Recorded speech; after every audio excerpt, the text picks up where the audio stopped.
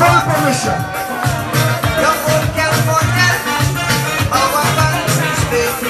Tell them there is a promise of us. If it is that who you're voting, very unannounced. When you're voting, vote them out. Vote them out.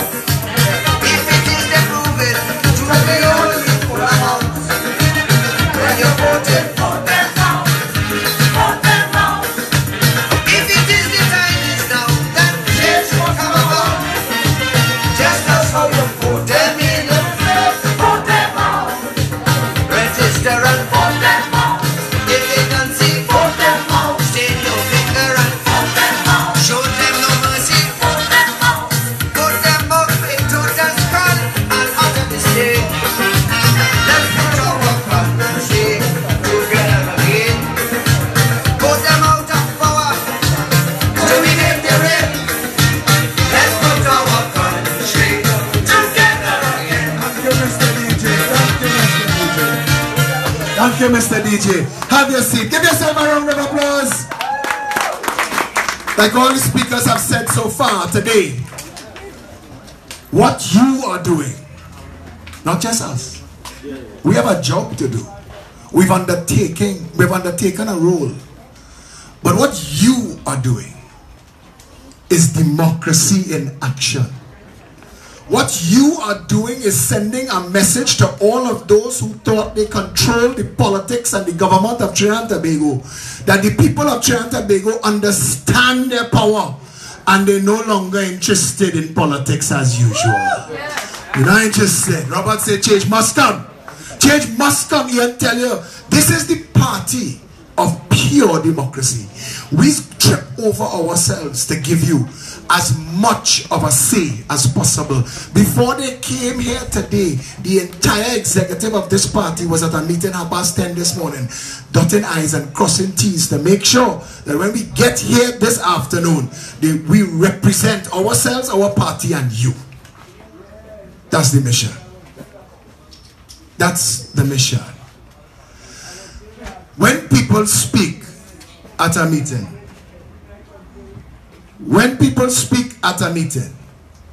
I listen to what they say before me. So I know where we at. Ian tells you. I mean, we made a joke the other day. And somebody asked me, do you write down what you're going to say before you speak? I said, no, I like to be just as surprised as everybody else what coming out my mouth. Last night we did a live video on social media for 4 hours. And in that 4 hours, we sold 1,000 tickets at $60 each for a curry queue.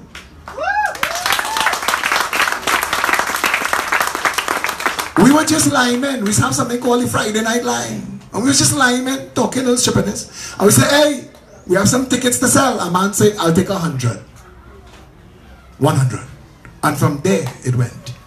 And they sold out all local and foreign-based Trinidadians. And that is just a hint of the power growing within this movement of people. When they call my name, I feel honored and privileged to be counted among them all. This stopped being about me a long time ago. A long time ago. This is a we thing. We say teamwork make the dream work. Look around you. Look around you. Every face. There are people here who have literally labored to build this party. I look at just this setup here. Debbie Lee Jaikaran, sick with the virus. She come and she make sure this is her piece of the pie and she get it done. And every time Debbie Lee, you do a better job, and I want you all to give Debbie Lee a hand. Sick, the girl sick. And she make sure this happen and they get better every time. We get a lot of opportunities to practice. We get a lot of opportunities to debate. We get a lot of opportunities to talk. So when the PNM and the UNC do they jump out, they self-stunt and send somebody that look like a crapo in a Balize tie or a rising sun and send them. They're coming up against Felicia Holland and Christophe Samlal, and they're ready, you know. They're not ready. We have some candidates already grooming for, and not groom the way Rowley does groom people, grooming for national election, general election, because we know he testing the water, you know. We know he testing the water and know how Rowley's play this game. Just straight out PNM playbook. Test them with local government. See what they do. Because if it look like the other parties already bust their throat one time, Manning tried twice and lost both times. Remember that? Robert Amar is a friend of the Progressive Empowerment Party. He may not yet be a member of the Progressive Empowerment Party, but he don't know. We don't have him written down already. That we candidate for Port of Spain South. Whether you like it or not. Whether you like it or not. You know, your family, everybody's peppers. He like reluctant. You have to keep begging a little bit. You know, have some people like that. Or let's keep reminding him that we candidate for Port of Spain South. Listen, we are building a team of people that the media is doing themselves a disservice by not meeting and getting to know. The first time I heard Lima and Sarah Nabi speak was January 17, 2017. Ian could tell you. When we started this, we put the wheels on the track. And the two of them were nervous. You could hear their voice shake. You knew that they were stepping into something. Because both of them were presented by me on that day. Oh, you're speaking tonight. And those two ladies stepped up. And to listen to them today, Lima liked Belmont on fire last week. What did I last week? Lima liked it on fire. I was down in the crowd. And when she talking, I was ready to pick up thing and belt. There we go. All I hear her. When we need, listen, if they come out, we pull them in front, you know. We go answer them. Sarah speaks like a professional politician. No, you're hearing her. She runs the social arm. She's a deputy political leader. She's grounded. And she has a plan. When we tell her come up here and speak, I tell her this morning, oh, let's see any paper in her hand. The first time they speak, the two of them had about 10 paper. Now, hand me a microphone and get out the way. As our team, Robert talking about Felicia. We met Felicia that same night. Felicia was in the audience. And they had an open mic and she walked up to the mic and she commanded the stage. We said, yep, we're bringing her on board too. Christophe has been with the PEP for a long time, since it started, but he's not one of those people that would push himself to front. So when we push him to front, he had to wake up. He's waking up. And I see, like I saw in Sarah and Lima and Felicia, I see a lion inside of Christophe Samlal. And if Barataria puts Christophe Samlal on that council, they're in trouble. Trust me. Christophe Samlal will make sure that the area that he represents get real representation. Christophe Samlal will make sure that the other councillors try to copy his notes. What is you doing down there, boy? And people get so happy. And we people still pelting away with mango. The Progressive Empowerment Party is an organization that does not give itself much room for error. Or if you walk in our war room now, written big on the backdrop, what it says? Nothing is good enough until we win. Nothing is good enough until we win. That is not just the election. That is the country. The better nation, all of them spoke about. Trinidad wins. Trinidad wins when you have water in your tap 24 hours a day, 7 days a week. Nothing is good enough until that happens.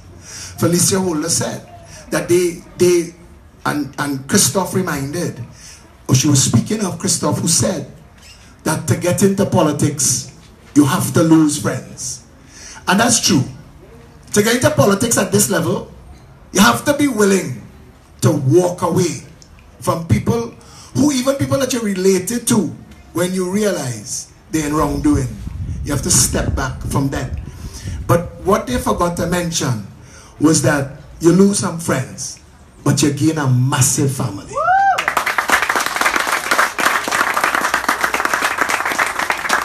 I love the people that I am in politics with. I love them. I love them all. We have some characters, like every family. We have some, and Maria, I wasn't looking at you, but you smiled, so I think you think I was looking at you. We have every personality type, every character trait, and it fits. I didn't go looking for Sean Sunarine, deputy chairman of the party, but at this point I don't know what I would do without Sean Sunarine. I didn't know that we would have had a PRO. We couldn't afford a PRO, and then Janice Lemon Cricket joined the party. And if this party was not catch-tail, they have children here, right? A catch-tail party. If we had all the money in the world, I still would have hired Janice Lemon Cricket. I think we have the best, hardest working PRO in the business. Say it twice. You're not hearing in balcony. Come down in pit. I know that every time I speak, you'll expect bacchanal. I want to give you some. That's what I was waiting for. But just now, right? Felicia talked about driving on the North Coast, and she said it. And I remember as a teenager going to a line on Maracas Beach, and they had a bonfire, and we were linemen and doing the things young people do, drinking rum, smoking cigarette, having a good time. And I can't think of a time that I would contemplate that in Trinidad now. And she's correct. We live in the most beautiful country in the world. There is no better country. You go to countries that build stuff, that you could look at the stuff they build. We could build that stuff too.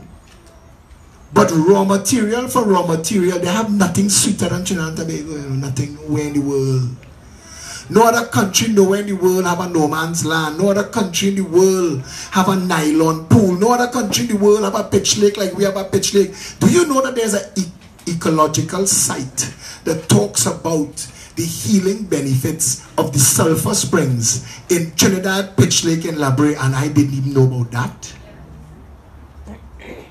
We have the oldest protected forest in the Western world, in Tobago, and the Aripo forest that this government is raping right now is habitat for flora and fauna that exists nowhere else in the world.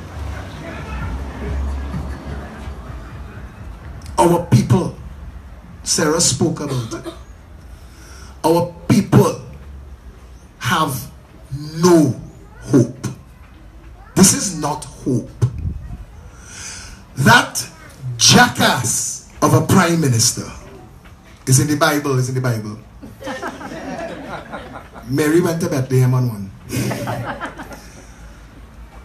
Said to his renter crowd last night that social media giving fake news about crime. So what they burying, Rowley? They burying fake bodies. What they burying? I tell you what he getting tired with. Fake police, fake justice, fake government. That is what fake in Trinidad and Tobago. But the news on social media, God bless it. Because if it wasn't for social media, we would know half of the things that are going on in this country. We would know half of what's going on in Trinidad and Tobago. You would know that Keith Rowley, Rohan Sinanan, and Colm Imbert deliberately crashed the Tobago Sea Bridge so they could go to Austral in Australia so Howard Chidley could get a commission. You didn't know that? A P&M financier who get a permission to build a dock off Pier 1 that was licensed to him as a party venue. So now that they could park up all them old stinking Taiwanese diesel boat, spilling feces into the last beach they leave for black hen chicken to swim in Caranage and Chagaramas. That is your PNM government coming back to you to tell you we care. Who the PNM care about? Who on the ground the PNM care about? The people in Cocorite, across the road from where Bayside Tower, where Sapka billing and billing and billing. The plan is to come from Peaks and connect to West Mall. But what they do is they lock off 50,000 young people inside Waterhole, Harding Place and Cocorite, who used to spend their days and nights fishing. Now they're sitting down on concrete block, watching one another, with nothing to do with their life. And we're talking plain now. If people have no hope and no opportunity, you are sowing the seeds of our national destruction. And that is what these two political parties have done. When they took away proper education, culture, the arts, sport, we've become a nation of people eking out a survival every single day. Nobody happy in Trinidad and Tobago. Nobody. We might smile, but we're not happy. This is not a safe place to live. This is not a safe place to raise children. This is not a safe place to grow old. And that is very bad. You cannot have the same representation that caused the problem coming to offer itself to you as the solution. That is insanity. There is nobody alive that can explain the fact that across the road from where I am speaking, the drain is overgrown and they have no sidewalk. That is not representation. That is contempt. And you have to accept that. You cannot go forward with a solution until you face the problem. The problem in Trinidad and Tobago, beyond a shadow of a doubt, all the criminality, all the murder, all the drugs, all the guns, everything that they could tell you, the poverty, the squalor, the degradation, the loss of life, the murder, the poverty, the homelessness, all of it is because of the PNM and the UNC and the people that they represent. The PNM and the UNC understands that Trinidad and Tobago is a narcotics pipeline to the United States and Canada, because I know, so they have to know, because I am not the brightest tool in the shed. If I know, they must know. And if I know and I know the solution, and if I tell you that the solution sitting down on the Minister of National Security desk, if the maritime security wall that you hear the Progressive Empowerment Party, because we are the only party that talk about this, and we didn't make it up. This in national security since Patrick Manning was buying blimps. And when we explain to people that you secure the border so nothing could be smuggled, they don't understand that. The other day I share a video. A boat was motoring up to New York City, and after they gave him 2 warnings, the 3 fast interceptor boats and the 2 helicopters that show up on him, the first boat rammed him. So even if your radio wasn't working and you was asleep, you're awake now. The first boat crashed straight into him, Coast Guard. Stop him dead in the water. They board him. That's how you do it. This is a country where the Prime Minister could tell you that there are 30,000 illegal guns in the country. Tell you that a year ago, they've done nothing to stop the flow of guns. We see, because our police jeep gets stranded on a beach. 3 officers from 3 different police stations. None of what they say add up, but we can ask no more questions. Because there are lawyers in this country whose job it is now to silence the last line of defense, which is us, the people. Because the government is involved in criminal activity. The government is criminally facilitating crime in this country. And we are not going to survive as a nation if we do not face what is going on in that parliament. That is our truth. Having members of parliament screaming at each other. Shut up, you shut up. And all of that kind of nonsense. The Speaker of the House, out of one party, take side and throw somebody from the other side out. The country has gotten to a point where nothing works. And nothing was working in licensing office, and nothing was working in legal affairs, and nothing was working in passport office, and nothing was working in Ministry of Education, nothing was working in WASA, nothing working in tongue and country, nothing working anywhere, public health, nothing working general hospital, nothing working Mount 2. Parents going to die to make children in San Fernando, and all of that, nothing was working. But now that we see nothing is working in the parliament, we're in trouble. Because the parliament is where we put 41 people, out of which a government comes. And a government's job, one job, is to seek the well-being of all the people. That's the government's role in society. Government has one job, to make sure that the people are safe, and they are protected, and they are happy, and they could get jobs, and they could own homes, and they could afford food, and they could educate their children, they could access first world health care. Those things are the government's job. Our government has failed. Our Speaker of the House of Representatives, Robert Amar, and I talk about it every single Thursday. The Speaker of the House of Representatives is granting leave to a member of parliament. What leave means is, you don't have to show up for work. Fine, you're sick, cool. But you are granting that leave based on nothing. You do not have a sick leave, and you do not have a fit for work certificate to say that you ever will be able to do this job again. And if you cannot ever do this job again, I cannot give you a sick leave. I cannot give you a leave of absence. I have to terminate you. But by failing to do that, by continuing the conspiracy, the Speaker of the House of Representatives is in contempt of the House, because the Speaker of the House of Representatives is facilitating a member of parliament drawing a salary under false pretenses. The media don't see that. There's a media table here again. The media has been invited. There are people in the Progressive Empowerment Party willing to take the chain up from certain members inside the media that say, tell your boss man, stop attacking we and we'll come. That's bullshit. That's not how it started. Some of you may know, prior to the Progressive Empowerment Party, I was a regular on Hema Ramkissoon's show. And I was a regular on Fazir Muhammad's show. And they used to publish me in the Guardian, the Express, and the Newsday at least once a month. In all, I was a columnist in the TNT Mirror, and I was a radio talk show host 6 to 10 every morning, Monday to Friday on 91.1. So I was involved in the media. And I understand how it works. When the Progressive Empowerment Party was formed, we stood up against all of the things that the current media represents. They decided we will black them out. You could do all you want to do. Nobody will know. Phillip Edward Alexander said, I am not taking that.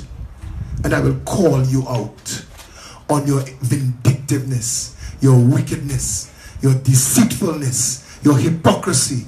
Because the function of media in society is critical. It protects the people from their government. But that can't happen if the media lying down in bed with the government. Cannot happen. Right now, the script has flipped and the media is protecting the government from its people, which is a wrong side version of what we're supposed to be. So as Robert Amar said, and as Felicia Hola hinted at, and as Christophe Samlal wants to say, representation of the people, the wellness of the citizenry is the function, purpose, and reason for government. We have formed the Progressive Empowerment Party to marshal all 1.4 million Trinidadians together and stand up as one united people under one flag and demand better. Yes. So come July 16th, we have have the opportunity to put a progressive empowerment party representative on 2 councils, and nothing could send an earthquake like last night. Nothing could send an earthquake through this country like the media that trying to hide us on election night when we pack up down on Stanmore Avenue, because that's where we go be, eh? And I don't think we could serve beers, but if you walk with your cooler, we can share what you're drinking. And they will have a board, and Tony Defoe and Janice Lemon Cricky and the rest of the media team will be controlling it. But the media will have to be announcing in Poland Division 1, PNM 17, UNC 3, PEP 912.